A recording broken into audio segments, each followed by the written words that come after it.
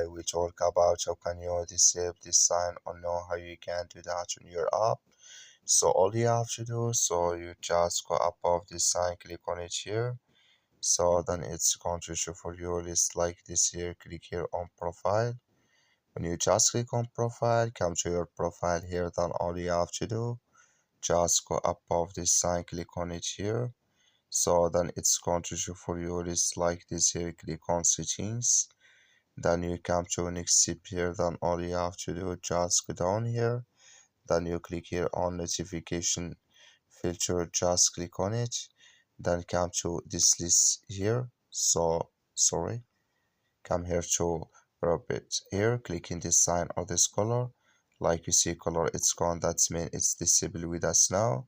Go up above save, click on it, and it's going to save with you. That's all you have to do. Thank you for watching. Don't forget to support us by liking, subscribing.